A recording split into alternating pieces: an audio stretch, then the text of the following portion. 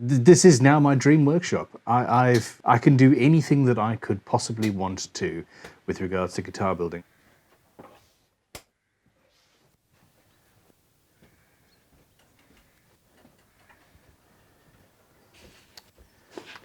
Welcome to my workshop, Bernard.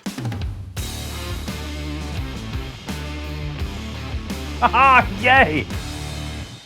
COVID hit and I decided that I wanted to work from home because I should have the ability to do that. It's you, me, a camera, and some guitar building. And what I didn't have at that time was a workshop. We'd only been in this property for 8 months maybe, and it had always been the plan to build a workshop at the end of the garden.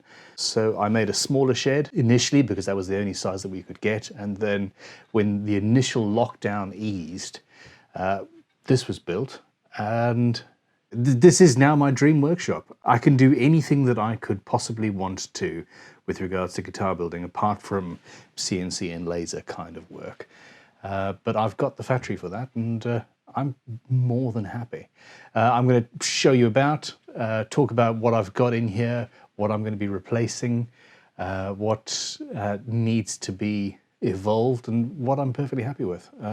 This is going to go in depth, and yeah, grab a cup of coffee and strap yourself in. If you have any questions about anything that you see, please hit us up in the comments below. I see everything. I reply to as many comments as humanly possible. Well, I suppose I'll start with everything here. My life is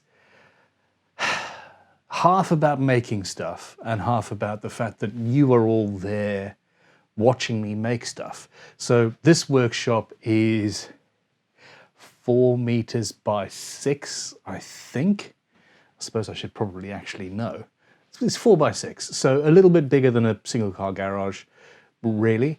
And I've crammed a lot of stuff in here, but my workbench is 2 feet away from the tool wall, and the tools are behind me because I need to have both something good looking behind me, but also the ability to have a camera in the middle where you can see me. My metalworking lathe, the Myford ML7, that is there, same sort of thing, in the middle of the room. So a lot of the machines, etc., so I can get good camera angles from behind them. I could be in a much smaller space if everything was up against walls and I wasn't worried about space for you guys. So here we go. You know me as a guitar builder, I assume, and all-round tool junkie. I love old vintage tools. I've got vintagetoolshop.com as my side business, purely as an excuse to fill my boots. I have first rights, basically anything that comes in, and it's entirely selfish. Self-knowledge. I'm not going to change. But I love making things by hand. I love using hand tools and just creating. And this is how I ended up with Crimson Guitars and making guitars and teaching people how to do it through the YouTube channel. Now, the basic layout of the workshop is machine tools, etc., in the corner for processing down timber. So I've got the Triton thicknesser and planer. My most used machine is this spindle sander and belt sander combination tool. It's used constantly. And we'll go through everything in its turn. Wood turning over here. My son and I use this, not as much as I would like, but it's there. This bench is for the children to use, and the grinder can move. It's the one thing I haven't been able to find a home for, to be honest. Bandsaw. And then we've got a milling machine and lathe, engineer's lathe here. And from where I stand behind my workbench, it just looks rather lovely, doesn't it? So this is my view, normally with a camera bang in the middle. So I've got a small bandsaw that I've had for a while, and it's an older Axminster. It's just not beefy enough for everything that I want to do. Most guitar building stuff, it would be fine. I would be able to bookmatch some tops, etc. But I am going to be upgrading bandsaws fairly soon. And it's hooked up to the IVAC system. And there's a little, that digital clock's also a timer for when I do timed builds and things. The IVAC system turns on the extraction every time I use it. And you'll see that I've got 3. There's that one there. There's another extractor there hooked up to these. And then there's another one underneath the Triton Work Center. Now I am going to be replacing all of these extractors with one big one outside. I need to build on that side of the workshop another timber store. Do I want a timber store or do I want an office? I don't know. There's going to be a shed there, and somehow externally I want to get all of the extraction out and just have one unit that turns on automatically whenever I use a machine. And that's for sound as well as space. But for now, the 3 smaller units are perfectly fine. Ear defenders, I prefer the IsoTunes system wherever possible. I do have other classic ear defenders. I prefer the IsoTunes because obviously I can use them and listen to Bluetooth at the same time. Here's an upcoming project. I'm going to be inlaying something awesome in there. Lights are absolutely essential. We've got lights absolutely everywhere, and up on the ceiling as well. There's no point in making YouTube videos, or in fact making anything, without lights all over. You need to be able to see what you're working on. I particularly like that one. Back to the spare bench, there are various clamps being stored. That's my kindling stroke recycling box, and that goes up to the house regularly. I'm not a huge fan of G-clamps anymore. Most of the time I'll end up using these Triton quick clamps, which I don't think are in production anymore, unfortunately. But yeah, it is what it is. As I said, this grinder lives here for now. I need another workbench, or maybe even just another drawer unit with a machine on top. And we'll see how that goes. And this is a bench predominantly for the children to play on. It is storage for all of the sundry bits and pieces that you have. This is a home workshop as well, so I've got myriad screws and hinges and washers and capacitors and just all sorts of craziness. Box making things. Check these out. Where are we? So, yeah, just awesome stuff.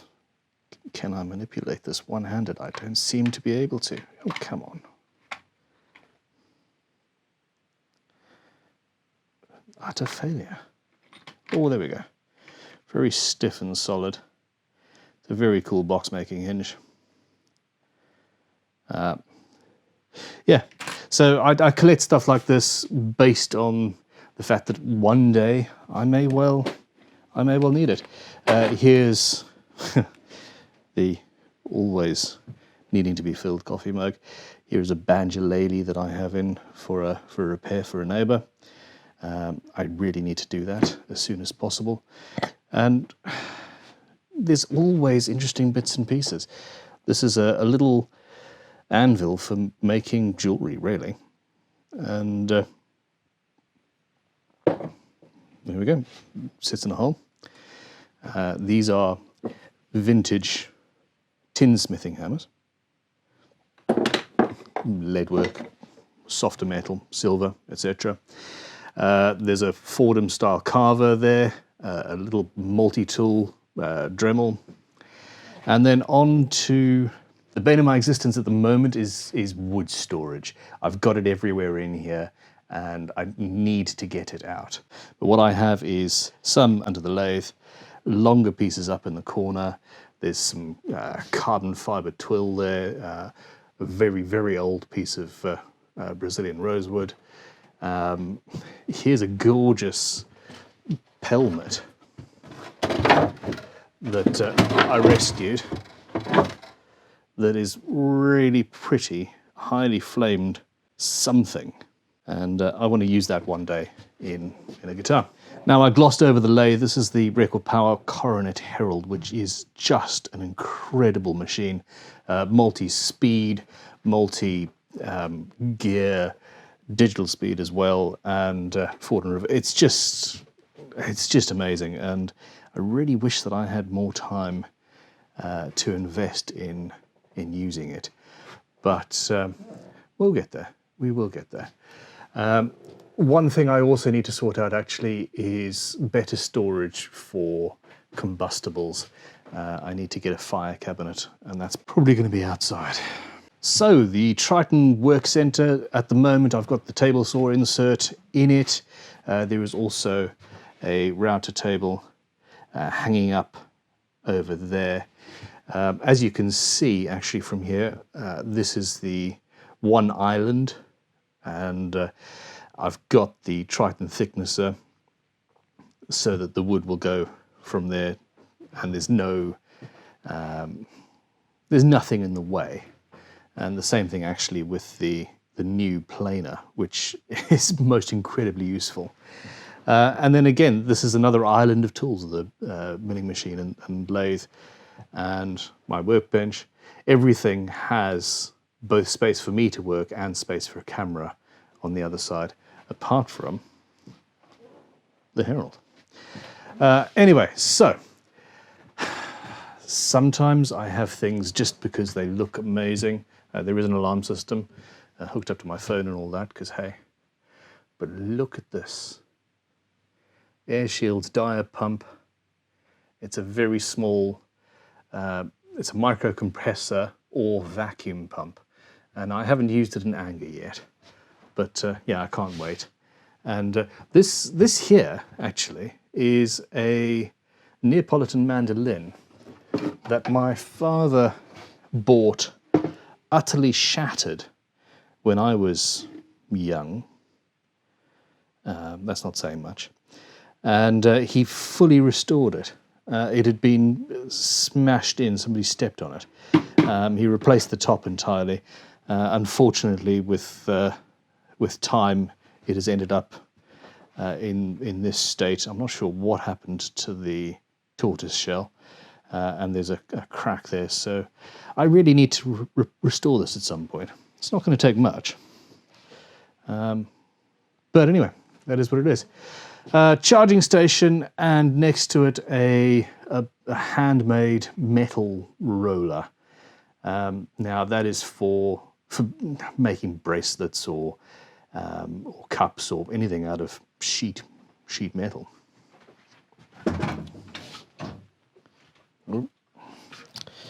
This is what happens.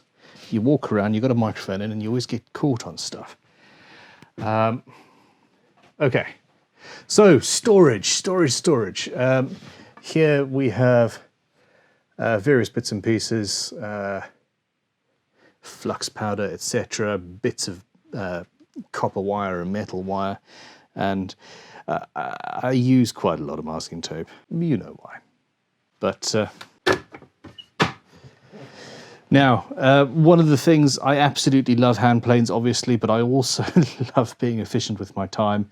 And this Triton is incredible. It hooks up to the extraction, the larger pipe under there. And yeah, it just saves so much time. There's also an engineering vise. I don't need anything bigger than a number 2 for what I do here. So, power tools. The second most used tool is probably the router, and the most useful, to be frank. Obviously, I love Triton tools. I've been using them for, crikey, it has to be well over a decade now. And they keep on coming up with new cool stuff. If you can't fit one of these in your life, maybe you can fit one of these in there. So yeah, there's all sorts of stuff going on. Sanders, angle grinders, etc. Now, a lot of people ask me, oh yeah, check that beastie out. Giant. That's I think a 7-inch planer. It's a triple bladed, 180 millimeter wide. It's just massive. It sounds like an air raid siren. Anyway, people ask me regularly how I keep my workshop clean and dust free. And obviously I've got the extractors. One of the things that I do need to get myself a big ceiling mounted air filter. Again, COVID has sort of put paid to that. There is a tiny one over there that I use at times. So yes, I need an air filter. I have got windows and lots of them. So these here open up. I open up the ones on the side, and the throughput of air, in the summer at least, is massive. Yes, we have a very cold day today. So the dust, I have a small, insanely loud compressor. I'm going to get myself a better quality one at some point, and that will also live outside. But basically, every now and then I go around, open all the windows, and just blow the dust out. And that does all right. A pillar drill, if you can fit one in, is a lifesaver. Just so awesome. And yeah, this beastie sits here. Again, with the metalwork, you need a good way to slice sheet metal when you're playing around, and that's not been used many times, but is useful. And I've got my various different things sitting on bolts, which I did manage to get them back on, and that's all sitting there for that machine. And of course, bits and pieces for the work center. Okay, and again, storage. We've got a welding machine, various big drills. There's an SDS drill in there. That was useful when we moved into the house because it was in a total state. And just general storage under that workbench, which kind of makes me sad because it's a workbench, but yeah, needs must. More storage, but this is for general sexy things. You know, I love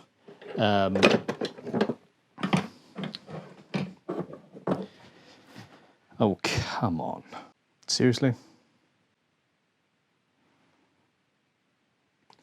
Leicestershire pattern?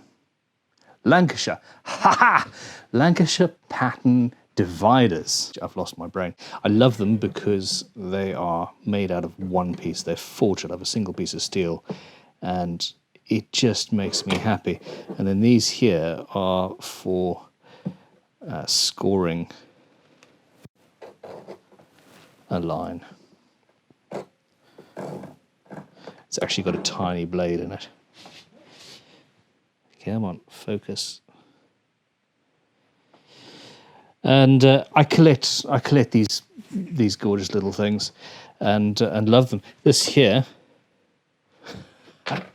okay, this is a gentleman's auger. So, oh come on, there we go. The brass cap comes off, and you've got a little drill. And the reason for that is it goes in a gentleman's pocket when he wants to go ice skating. Back in the day, you didn't have integral ice skates. They were boots that you just wore normally with a leather sole, etc. And you would have to screw a hole into the bottom of your boots and then install your ice skates that way. And this was so that you could do that on the run, as it were. So just bits and pieces. There's a little Norris hiding in the background there. Oh, check this out, actually. There we go. Stuttgart. Something, something, something. And it is, I think it's a master key for a bank vault or something incredibly complex like that. And it's these things that just make me so happy.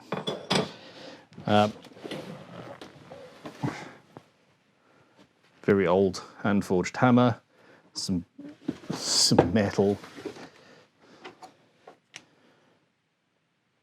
This is one of my favorite things ever. Isn't that lovely? So yeah, there's all sorts of good stuff floating around. Mostly waiting for restoration and work to be done, but I'm a hoarder. I love beautiful things, and yeah. This is the Robert Sorby Pro Edge. It is, without a doubt, the best sharpening system that I have ever come across, period. I use it all the time. It is so much better than the Tormac. Fight me in the comments if you fancy it. But it's flat, it's quick. Yes, it heats up the blades, but you're nowhere near as much as you think. There's water behind it. And if you're careful, yeah, it works perfectly fine. Again, timber storage down in the corner. This is mostly for turning. And drawers, abrasive sandpaper, tin snips, Allen keys, screws. Just so much needed. Well, so much. I don't use this milling machine very much. I've had it for a long time. We bought it initially to make notched straight edges and the like. And I keep it because one day I want to make hand planes. In fact, hopefully one day soon. I really want to make really, really good quality hand planes. And that will be useful. I had a surface grinder that died a death that had this magnetic chuck on it, which is incredible. Those things just make me very happy. And yeah, bits and pieces. Again, more storage up on the top. Actually, so you can see I've got that on the ceiling. It doesn't make the workshop any quieter for the neighbors, but it does make the sound in here better for you guys. Now, I do use the Myford fairly regularly, and it's so useful having an engineer's lathe. I'm by no means an expert. It's a gorgeous, gorgeous machine and useful for all sorts of stuff. More storage. I've got so much metal stored up from over the past. Bought this from I'm sorry, dustbins are interesting. I bought it from a local doctor's surgery that was going out of business. I bought a load of them, and they're all around Crimson and the tool shop actually, and we love them. I have got a heater up against the wall here that is thermostatically controlled. I can also control it via Bluetooth, and that allows me to keep a consistent temperature in here. So even when it's looking like that outside, it's 12 to 14 degrees in here. And when I'm not filming, I have a dehumidifier on that is set to keep on going. It keeps both the temperature and the humidity consistent in here. We can't afford to build guitars with anything else. Yes, the running costs of them are probably not prohibitive, considering I'm working from here basically, and I'm in here all the time. But yeah, if you're working with wood, you want to have as much control as possible. Now, the other thing is the workshop is fully insulated all the way around apart from the windows. These are single glazed behind me. I think that's probably going to be a summer project, fixing or at least double glazing those. I wanted as much light as possible, but wasn't given that many options. I installed these myself. More clamps, another project coming along.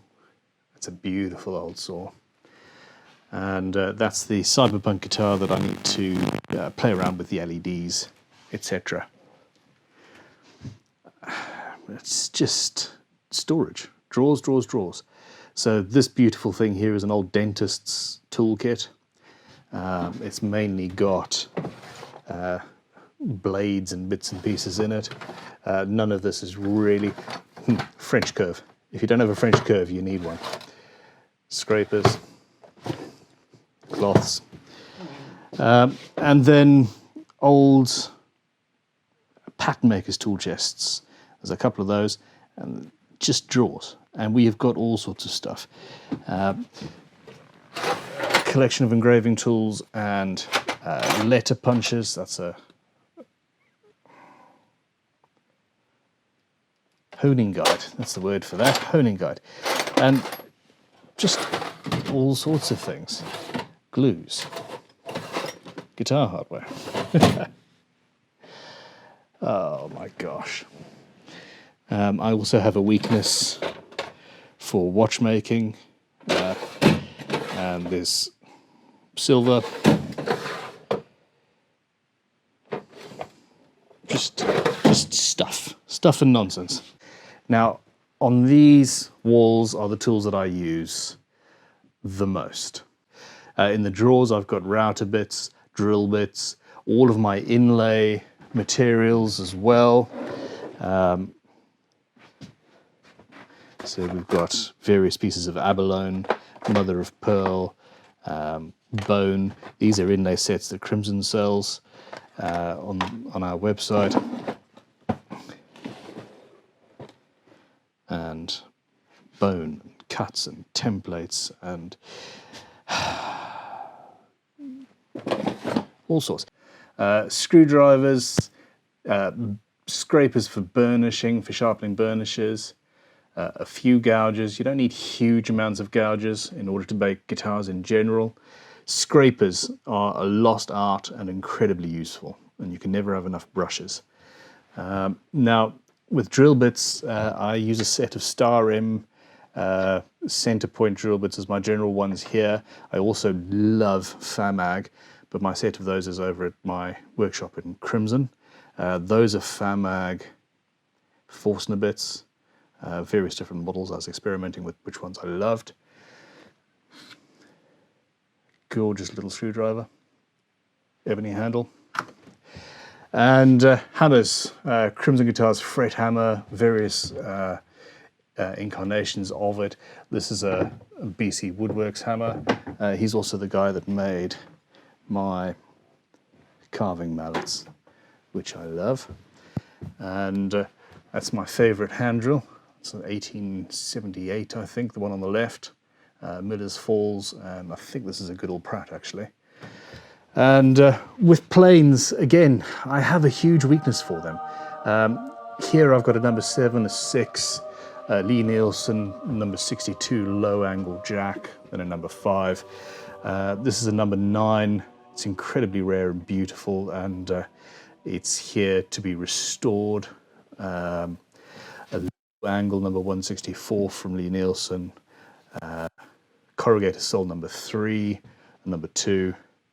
And this is a Quangsheng number 1, sorry, yes.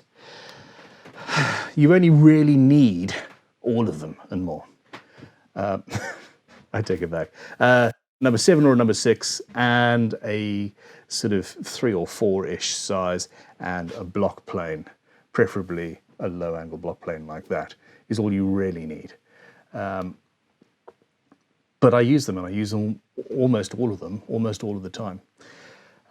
Little thumb planes there. And there's some beautiful collectible things here. This, for example, is a little Bill Carter. He makes the most amazing planes. This is bronze with the tiniest little mouth. And I traded this one. I had a Stanley number 1 that I didn't really want, and he traded my Stanley for this, and this is worth twice as much as the Stanley ever was. And then various, that's a Quangsheng, similar to the Lee Nielsen, but I prefer it, frankly. A little Miller's Falls squirrel tail plane, which is a lovely little thing. And yeah. There's just all sorts of things. This is another handmade plane that came into the workshop, not by anybody particularly well known for making planes, but it's a stunning thing. And yeah, it's one of my favorites.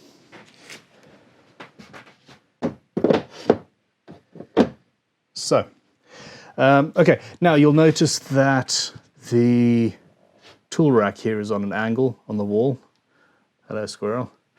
And that's to allow the planes to work nicely.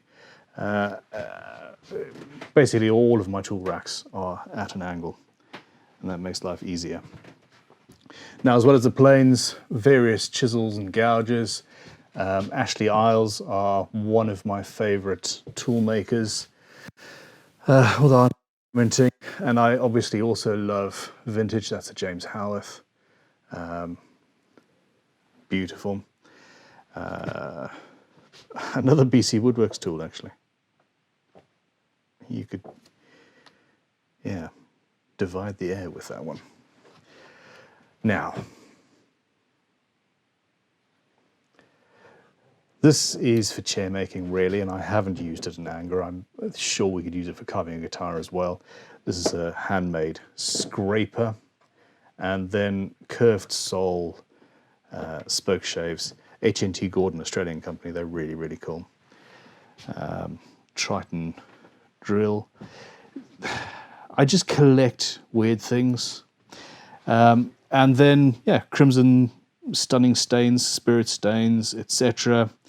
I'm experimenting with Star Bond super glue at the moment, and I've been after coloured super glue for years that we can stock at Crimson.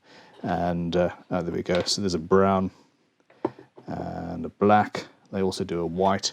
So yeah, I'm very, very happy with that. Our new polish, there's various different lacquers and things. And yeah, that's all coming together. I also have some reference material down there. Rajani amp, which is very, very cool. And then there's more watchmaking tools, just gorgeous little things. I don't think I really have the time or energy for another hobby. Half of it's empty. Oh no, I've got to fill the drawers. Do you think I have time for a hobby? Let me know in the comments below. And then the specialist guitar building tools. So obviously we have got fret leveling beams and a fret bending jig, etc., clamping calls and the like. It's one of the things that I'm most proud of in my life, that we manufacture such a large range of fantastic specialist guitar building tools that the UK and Europe didn't really have access to when we started. And yeah, it's awesome that there are people making guitars using not only my tuition but our tools around the world. It makes me feel good. Very good. Okay, now, saws. I love saws. That's why the squirrel is there guarding them. So we've got everything from very, very, very old Groves to Lee Nielsen's to this one is here for restoration, Brazilian rosewood handle, which is a little bit loose, but that is a Holtzapfel & Co. that well, it's an intensely rare, beautiful dovetail saw, and I need to finish fixing it so I can use it. And then files and rasps. Shinto saw rasp, best tool in the entire place. Crimson razor saw, etc. There's things like that, little combination square that we don't use very often in guitar building, but when you do need it, you need it. That is one of the earliest tools that I bought when I was studying at West Dean College. Love it. And yeah. So, well, there's the tripod sitting up there. Current guitar in progress and more work in progress. I do have my collection of carving gouges sitting here ready to be used, and I don't use them as much as I would like, not at all. But yeah, when they're required, they are required. Lots of spoon gouges, spoon bit gouges I think they're called sometimes. I'm not sure how I ended up being so gosh darned lucky. I started the tool shop as, I had a bad patch. I worked myself to the bone, and I was trying to do the YouTube videos and running the company and all that jazz, and I really had a very, very difficult period, and I just gave up and thought, well, I'm going to stop Crimson entirely. It was too much work, and I started selling tools as a hobby, just to do something that was different. I knew where I could get some good quality vintage tools relatively cheap, and I took a break and gave somebody my job at Crimson. Well, yeah, I just didn't care anymore. You want my job, you can have my job. And I don't regret it. I don't, because I'm in a much better place now, and somehow I have a tool shop. So we've sort of done full circle. So cameras. So I normally use the 90D, the Canon EOS 90D. That's got a big up to 200mm, 18 to 200mm lens, and it's fantastic. And when I'm doing handheld stuff, and lots of handheld stuff, I use the EOS M6 Mark II, which is a much smaller mirrorless camera, and yeah, nicer. And there we are.